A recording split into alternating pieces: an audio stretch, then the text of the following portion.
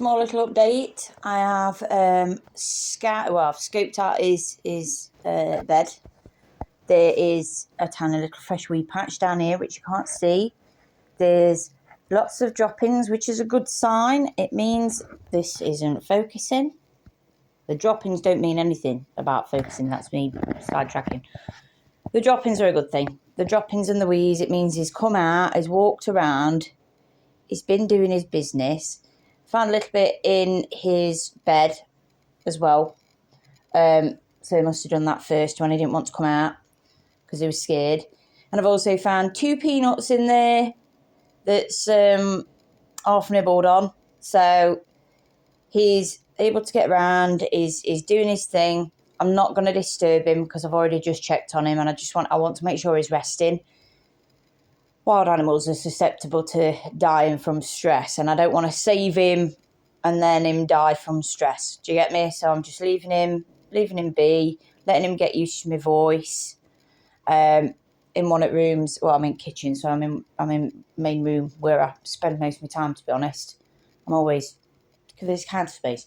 But yeah, it's not fully, his arm's not fully degloved, but there is a bit of skin missing and there are a puncture mark just above his shoulder. So I was very worried that we'd got like a broken arm or we'd got a punctured artery, that type of thing.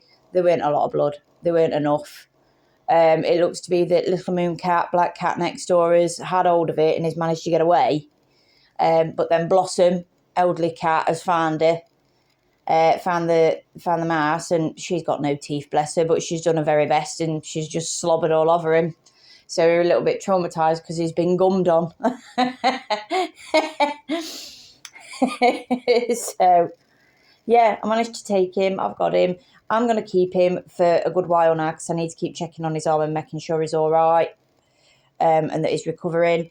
Now, this is going to be a situation where either the wood mouse is going to get set free and I will do it over the road. Like I say on the other one, I don't want to be putting him back on the garden and then finding him in a trap, right?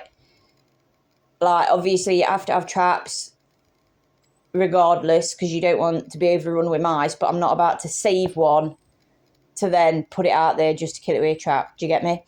So I'll be putting it over at Anastasia's, but if he's got some real big problems and it looks to me like he's not going to be, I keep saying it's a girl, it is a girl. Natural thing to just call everything at E, I don't know what that's all about. Yeah, if it's got problems and they're not going to get fixed, I need to watch it work. I need it to come out and get used to me enough that it's going to walk around in front of me and do its business. Because if its arm's not working, I will not be putting it back out. It will stay with me and I'll have a mouse for 2-3 years, you know, and that'll be it. So, wood mice are different to house mice. House mice are small and grey, like silver grey colour.